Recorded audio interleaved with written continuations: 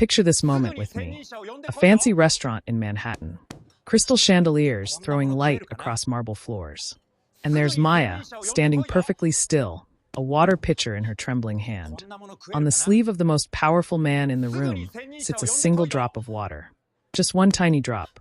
So small you'd barely notice it. But he noticed. And then he spoke. Not in English. In Korean. Words dripping with contempt, with cruelty. Words meant to cut her down, to humiliate her.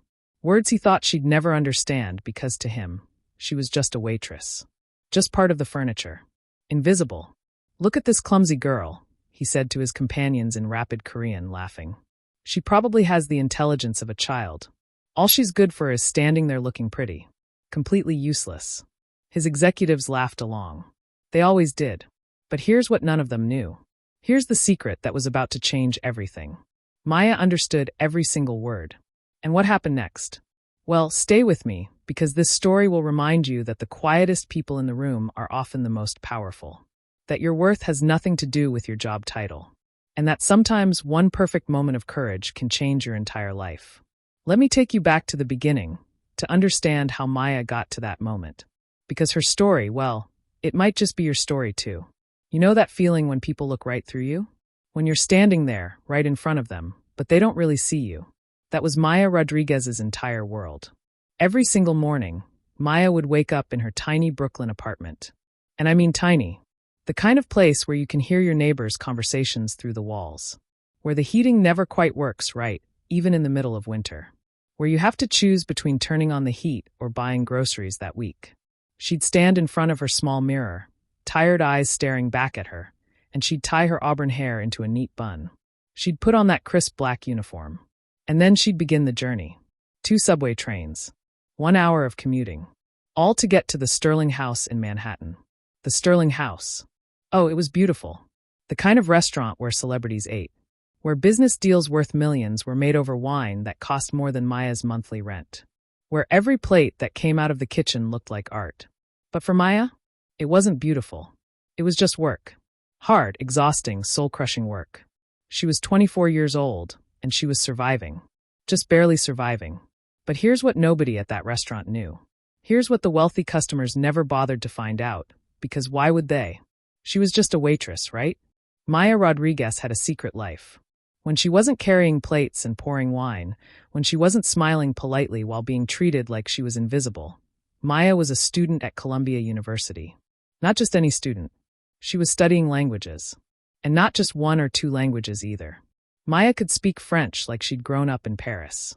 She could speak Spanish like she was from Madrid. She could hold entire conversations in Mandarin. But her real gift, her true love, was Korean. A year earlier, Maya had won a scholarship to study in Seoul. A full scholarship. She'd lived with a Korean family in their home. She'd studied at Korea University, one of the most prestigious institutions in the country. And she hadn't just learned the language. She'd fallen completely, deeply in love with it. The way Korean could express such subtle levels of respect. The way you could show honor or affection just by choosing the right word ending. The way the language wrapped dignity and emotion into every sentence. It was beautiful. It was complex. And Maya had devoted herself to understanding every layer of it. She'd written her entire university thesis on the social linguistics of honorific speech patterns in Korean. She knew this language better than most native speakers understood their own tongue. But at the Sterling House? None of that mattered. There, she was just another pair of hands. Just another girl in a uniform who wasn't worth noticing. Let me tell you about Mr. Harrison. He was the manager at the Sterling House, and he was the kind of man who was always sweating, always nervous, always worried about something. But Mr. Harrison didn't worry about his staff. Oh no, he worried about impressing rich customers. He worried about every fork being in exactly the right place. He worried about keeping the wealthy people happy, no matter what it cost the people who worked for him. If something went wrong, even the tiniest thing, Mr. Harrison would panic. And he'd take it out on whoever was nearest. Usually Maya. Then there was Christine. Christine had worked at the Sterling House for 6 years. 6 long years. And she treated that restaurant like it was her personal kingdom. She had sharp eyes that missed nothing.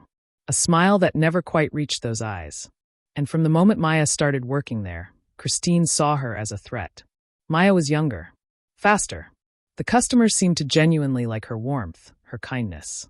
And Christine couldn't stand it. So Christine made Maya's life difficult in small, cruel ways. She'd assign Maya the worst tables, the most demanding, rude customers. She'd forget to tell Maya when orders were ready, making her look slow and incompetent. She'd whisper to other staff members, spreading little rumors. Little lies. Nothing Maya could officially complain about, but enough to make every single shift feel like walking through a battlefield.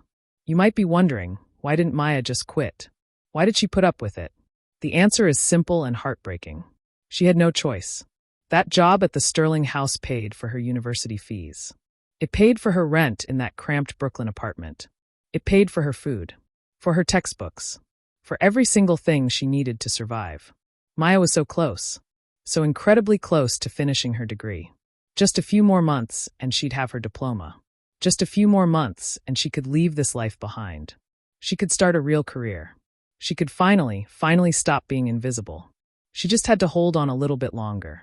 Every night, she'd come home with aching feet and an exhausted heart. She'd study until her eyes burned. She'd fall asleep dreaming of a better future. A future where people would see her. Really see her. She had no idea that future was coming sooner than she thought. It was a Tuesday evening. Just a regular Tuesday, or so Maya thought when she arrived for her shift. But the moment she walked through the staff entrance, she knew something was different. The air felt electric. Tense. Mr. Harrison was practically vibrating with anxiety, his face even redder than usual. The other staff members were whispering urgently to each other. "What's going on?" Maya asked one of the kitchen workers. His eyes went wide. "You haven't heard? Kim Jae-sung is coming tonight." Maya's heart stopped. Everyone knew that name. Everyone. Kim Jae-sung was a Korean real estate magnate, one of the richest men in all of Asia. He'd built an empire buying and developing properties from Seoul to Los Angeles to New York. Skyscrapers. Hotels. Entire city blocks. The media had a nickname for him, the Ice Emperor. They called him that because of his reputation. He was cold, calculating, brilliant in business, but absolutely terrifying as a person. He had a temper that could destroy careers with a single word. Companies that crossed him found themselves ruined. Employees who disappointed him were crushed. He was powerful. He was feared. And he was coming to the Sterling house. Mr. Harrison gathered all the staff in the kitchen. His hands were actually shaking. "Listen carefully," he said, his voice tight with stress. "Mr. Kim has reserved our best table tonight. This is the most important booking we've had all year. Everything must be absolutely perfect. Perfect. Do you all understand?" Everyone nodded, their faces pale. Then Mr. Harrison's eyes landed on Maya. And he smiled. Not a kind smile. A calculated smile. "Rodriguez, you'll be serving table 7. His table." Maya felt her stomach drop. Table 7 was right in the center of the dining room. The most visible table in the entire restaurant. She glanced across the room and saw Christine smirking. Arms crossed. Eyes gleaming with malicious satisfaction. This was a setup. Maya understood instantly. Either she would fail spectacularly in front of everyone, giving Christine the satisfaction of watching her crash and burn, or somehow she'd succeed, and Christine would find another way to make her pay for it. "Sir," Maya began, "perhaps someone with more experience." "I've made my decision, Rodriguez," Mr. Harrison cut her off. "Don't disappoint me." As Maya straightened her apron and took a deep breath, she had no idea that the next few hours would change her life forever. That all those years of studying Korean, all that knowledge she'd worked so hard to gain, was about to become the key to the most important moment of her entire life. The clock on the wall ticked toward 7 p.m. The storm was coming, and Maya Rodriguez, the invisible girl that nobody bothered to see, was about to find her voice. We'll witness the moment that changed everything. The cruel words, the perfect response, and the transformation that proved true power has nothing to do with money or status. Stay with me, because what happens next will give you chills. At exactly 7 p.m., the front doors of the Sterling house opened. And everything changed. Kim Jae-sung walked in, and I want you to understand something. When truly powerful people enter a room, you feel it. The air itself seems to shift. Conversations stop mid-sentence. People turn to look, even if they don't mean to. That's what happened when Kim entered. He was in his late 50s, tall and lean, wearing a suit so perfectly tailored it probably cost more than a car. His black hair was streaked with distinguished gray at the temples. And his face, well, his face was set in an expression of cold displeasure, like everything around him was slightly beneath his standards. But it was his eyes that really got your attention. Dark, sharp, like a hawk searching for prey. Eyes that had commanded boardrooms full of powerful executives. Eyes that had built empires and destroyed competitors. He wasn't alone. 2 younger Korean men flanked him, both in expensive suits that still didn't quite match the quality of their bosses. They looked nervous, their shoulders tight, their smiles forced. These were junior executives from his company. Men who'd learned that being close to Kim Jae-sung was both an incredible opportunity and a constant test of survival. Mr. Harrison practically ran to greet them. He bowed so deeply, Maya thought he might topple over. "Mr. Kim, welcome, welcome. What an absolute honor to have you dining with us this evening." Kim's cold gaze swept over the manager like he was examining an insect. He didn't offer a handshake. He didn't smile. He simply said in heavily accented English, "My table." It wasn't a question. It was a command. Of course, of course. Right this way, sir." Mr. Harrison gestured frantically toward table 7, leading the group across the dining room. Other diners turned to look, whispered to each other. Everyone recognized him. And Maya stood there, watching them approach, her heart pounding so hard against her ribs she thought everyone could hear it. Mr. Harrison seated them with a flourish, then gestured toward Maya. "And this is Maya, Mr. Kim. She'll be taking care of you this evening. She's one of our finest servers." Maya stepped forward, her professional smile fixed firmly on her face. "Good evening, gentlemen. Welcome to the Sterling House." Kim's eyes flicked to her for just a second. Just 1 second. But in that brief moment, Maya felt herself being assessed, categorized, and dismissed. She might as well have been a chair. A lamp. Part of the wallpaper. His 2 associates didn't even look at her at all. She handed them the leather-bound menus. Kim took his without a word, without any acknowledgement that she was even a person standing there. And so it began. From the very first moment, Kim Jae-sung was impossible to please. He studied the wine list with a deep frown, then asked Maya technical questions about the vintages. Questions that were clearly designed to trip her up, to expose her ignorance. But Maya had spent 3 years working in restaurants. She knew her wines. She answered each question calmly, accurately. She could see a flash of irritation in his eyes when she got every answer right. He ordered an appetizer. When Maya brought it out, a beautiful arrangement of seared scallops with a delicate sauce, he took 1 bite and pushed the plate away.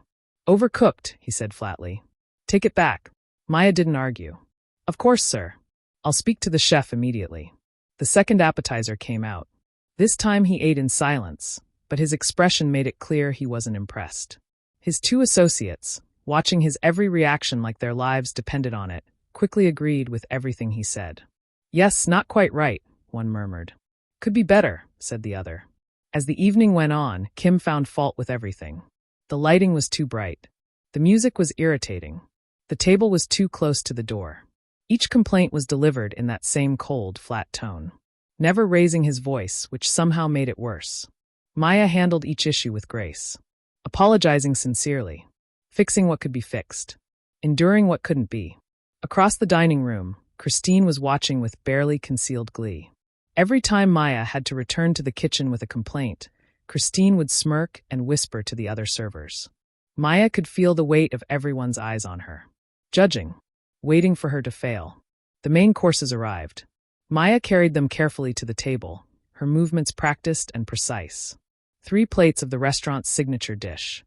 Perfectly cooked beef tenderloin with seasonal vegetables.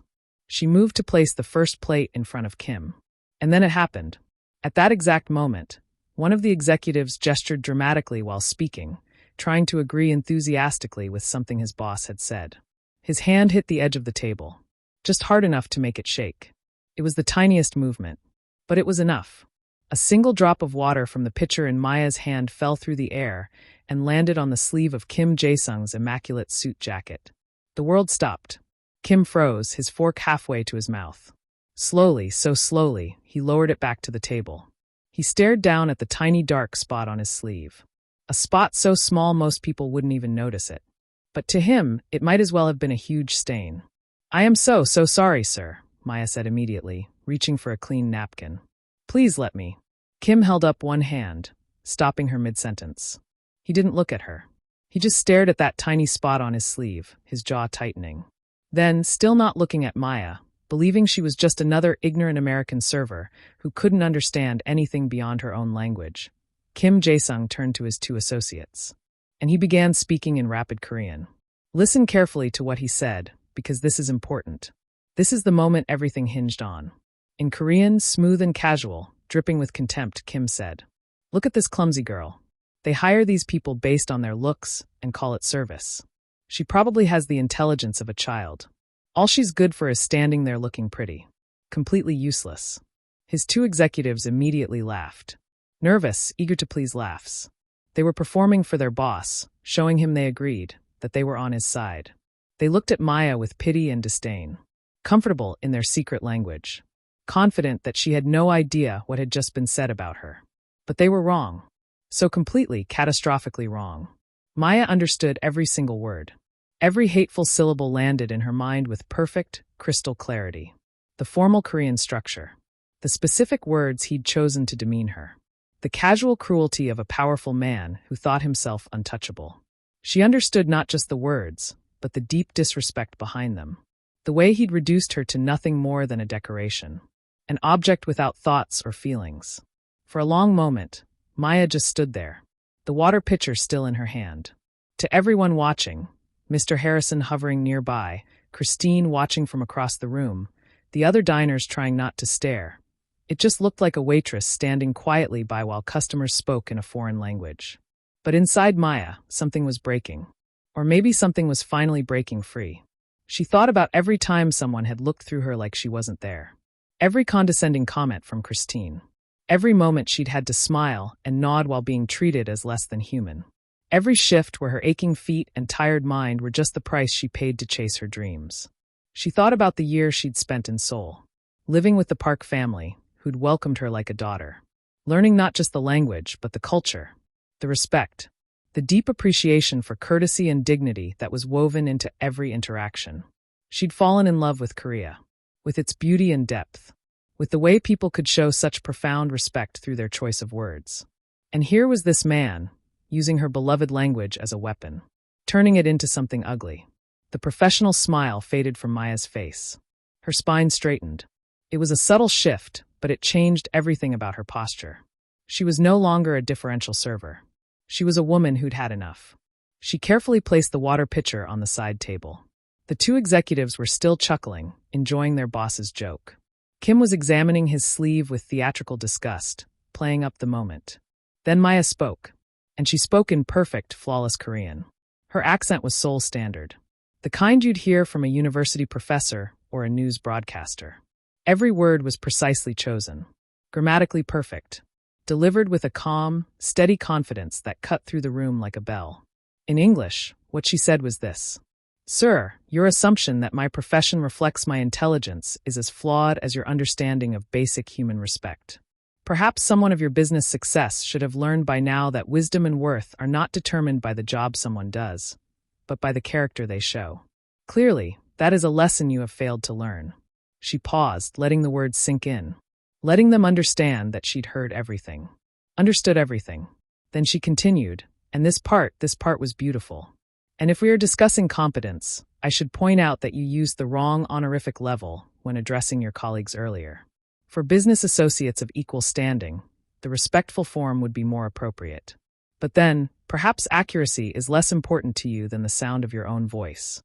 The effect was instantaneous. Absolute. Kim Jae-sung's face went completely white. His mouth actually fell open. His eyes went wide with shock.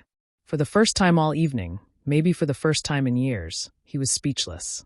This was a man who commanded boardrooms full of powerful executives, who'd built a business empire through sheer force of will, who was used to controlling every situation he entered.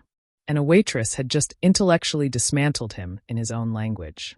The two junior executives looked like they'd seen a ghost. Their faces went pale, then red, then pale again. They stared at Maya, then at their boss, then back at Maya. Their minds couldn't process what had just happened. They'd laughed at her. They'd been complicit in mocking her. And she'd understood every word. From across the dining room, Christine's wine glass slipped from her fingers. She caught it just before it fell, but her mouth hung open in shock. Mr. Harrison, who'd been approaching the table to check on things, stopped dead in his tracks. He didn't understand Korean, but he understood body language. He understood that something massive had just happened, that the power dynamic had just shifted in a way he couldn't comprehend. Other diners at nearby tables had stopped eating. They were sensing the tension, watching this extraordinary moment unfold. The silence stretched out, thick and heavy. Maya stood there, her head high, her gaze steady and unwavering. She'd said what needed to be said. She defended her dignity in the language of the man who'd tried to steal it from her. Kim's shock was slowly transforming into something else. The color was returning to his face, but it wasn't the pale coldness from before. There was a flush creeping up his neck, a mixture of embarrassment and something that looked almost like respect. He opened his mouth, closed it, opened it again. When he finally spoke, his voice was rough, uncertain. He spoke in Korean, the language of their confrontation.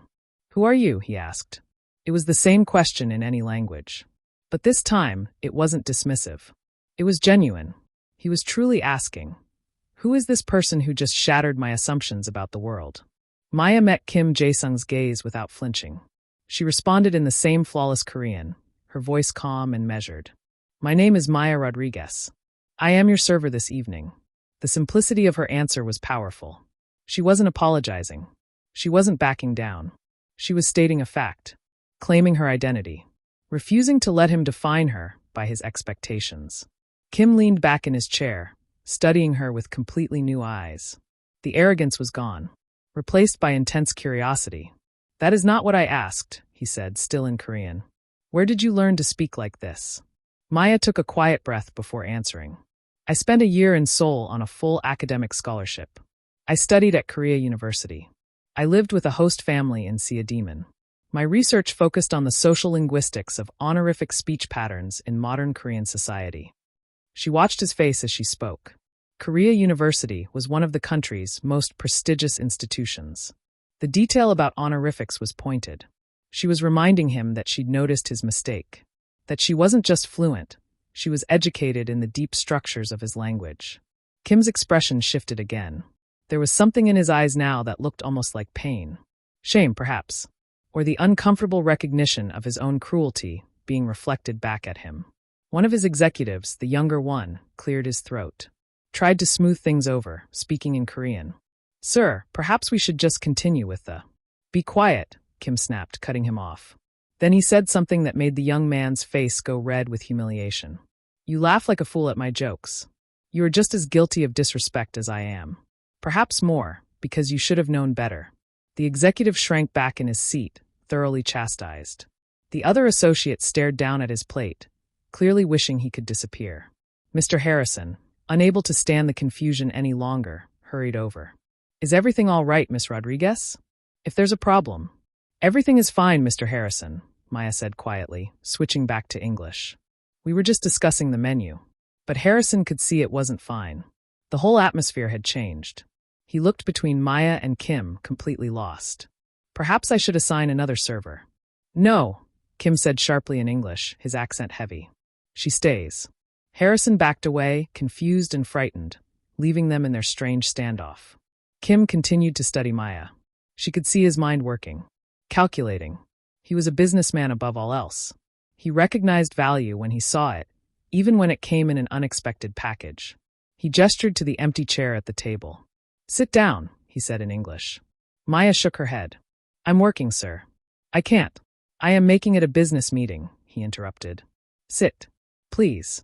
That last word, please, seemed to cost him something. It wasn't a word he used often. Maya hesitated. This was completely against restaurant policy. But something in his tone had changed. The coldness was still there, but there was also genuine interest. And perhaps the beginning of something like respect. She sat down, her back straight, her hands folded in her lap. Across the dining room, she could feel Christine's furious stare burning into her back. Kim switched back to Korean, speaking more carefully now, more respectfully. "My company is expanding in the United States," he said. "We are buying properties, developing them, working with local businesses. It is complicated work.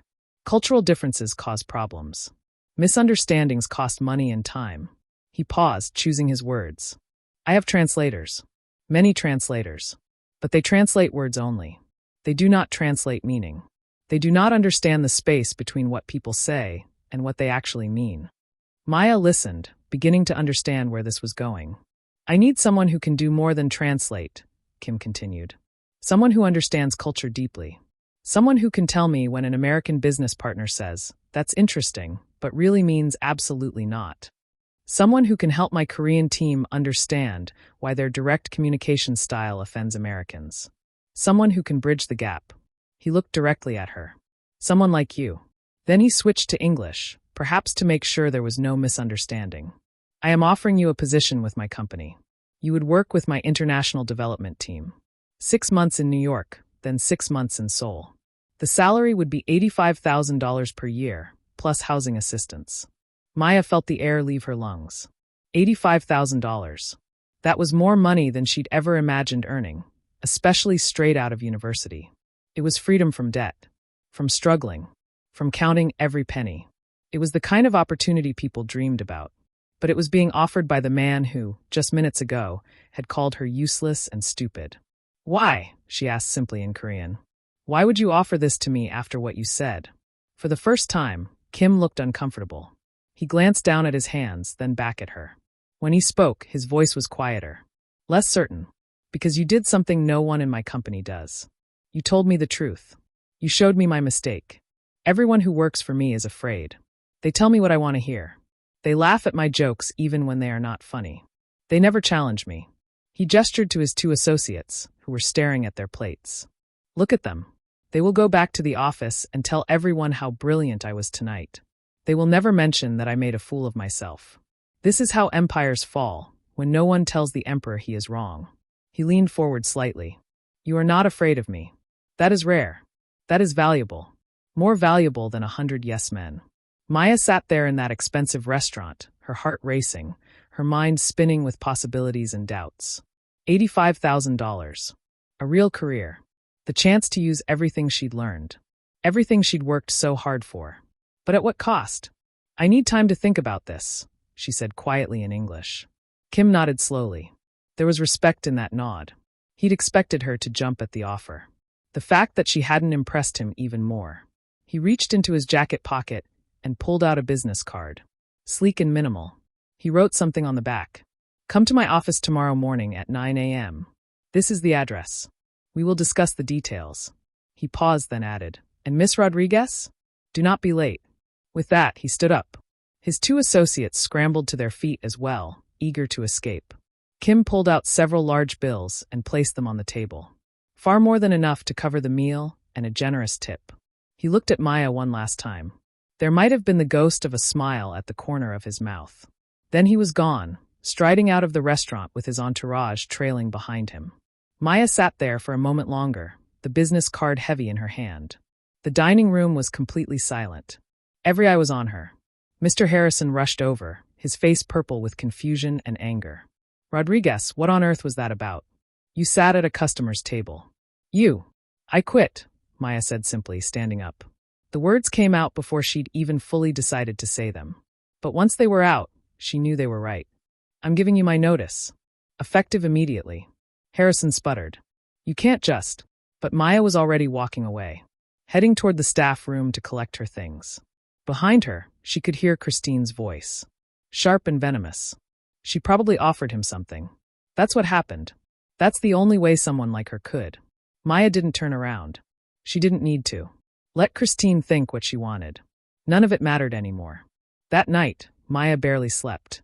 She lay in her small flat, staring at the ceiling, the business card on her nightstand. Could she work for him? For a man who'd said such terrible things about her? But another voice in her head argued back. The money wasn't just for her. It would help her mother, who'd worked 2 jobs for years to help Maya get through school. It would mean she could finally pay off her student loans. It would mean security, opportunity, a real future. And maybe, just maybe, working for Kim wouldn't be selling out. Maybe it would be something else entirely. Maybe she could be a voice of honesty in his world of yes men. Maybe she could help him see people differently, treat people better. Maybe she could make a real difference.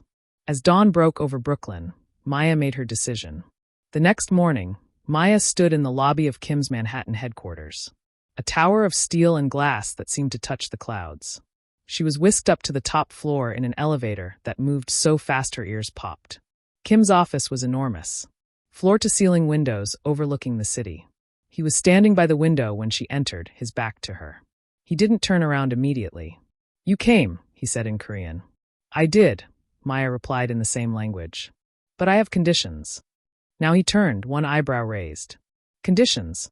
Maya stood tall, channeling every bit of courage she had. "First, I will never accept being spoken to disrespectfully. Not in English, not in Korean, not in any language. I'm happy to receive professional feedback, but I will not tolerate being demeaned." Kim's face was unreadable. She continued. "Second, I'm finishing my degree. I need some flexibility in my schedule for the next few months to complete my coursework. My work for you won't suffer, but my education is important to me." She took a breath. "And third, the housing assistance you mentioned? I'd like part of it to be used differently. I want you to create a scholarship fund for language students at Columbia University. Students who want to study abroad but can't afford it. Call it the Kim Cultural Exchange Scholarship." She held her breath.